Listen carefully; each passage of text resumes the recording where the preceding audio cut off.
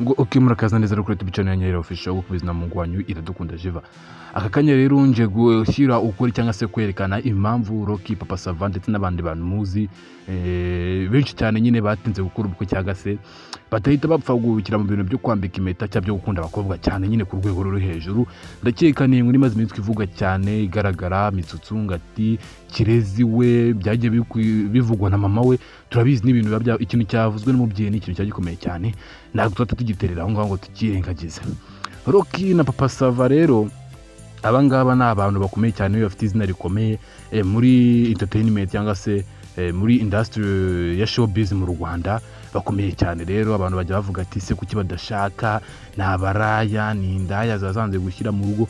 Gusa na Mitsutsu yaratangiye kujya kugwego kwiza cyane, ariko ubu bagiye bakobwa ari kumukorera ngo ni umukobwa bita Kirezi yaramaze igihe kinini bambikanye fiancaye, nyine ubona ko ari ibintu byiza cyane tubyishimiye.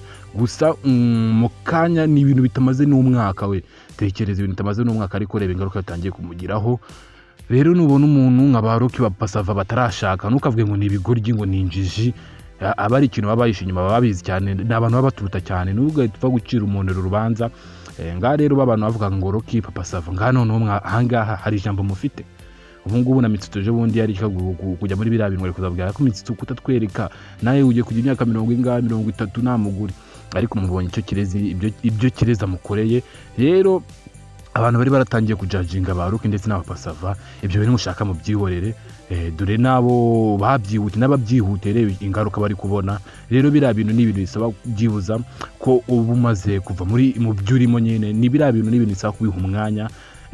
Kandi rero iyo ufashe ibintu bibiri ukabiha umwanya usa nkaho ngana kimwe kigenda neza ikindi kigenda nabi, kandi noneho biriya byo bisaba imikira kariyeri yose. Gusa nubwo Mitsutsu namara gukira azaza duhe izindi video, gusa nibizakuraho biriya bintu by'uko yasariye umukobwa. Ariko tubivuga gusarira umukobwa kugirwa nawe ujya mu bitaro ni ibintu nyine bizavugwa cyane, kandi n'ibintu bizamukomeretsa igihe cyose zaba akikora video cyangwa se igihe cyose zaba bikivugwa bizamubabaza cyane. Rero niyo mpamvu rero dukwiye guceceka tukamenya ibyacu, ahubwo tukigira ku baturuta, tukavuga ati se kuki uriya muntu yatinze gushaka, kuki uriya muntu yagenze ukunguka. Abakobwa rero ubundi urugo rwiza ni Imana irutanga, gusa nanone ugomba kubigiramo uruhare ukavuga ati se nimba Imana igiye kumfasha igiye kukimise nihutira muri bino bintu. Hari abantu bagira abagore bakabafasha bakazamukana nka Kiramani nyine byarakunze bicamo n'ubu ngo baracyari kumwe, gusa ntabwo ari bose bihira. 99% by'abantu bashatse vuba ingo zabo zirasenyuka, bafite n'ibindi bintu bakora by'umwihariko biriya by'aba content creator. Ariko yo ubanza ukitonda ukabanza ukarangiza biriya amafaranga y'ibyo wakoreye kuri YouTube akabanza kaza nka Medi. Urabona ko Medi buri amafaranga yakoreye YouTube burashatse ho yatunga umugore, kuko amafaranga yakoreye kuri YouTube arahagije.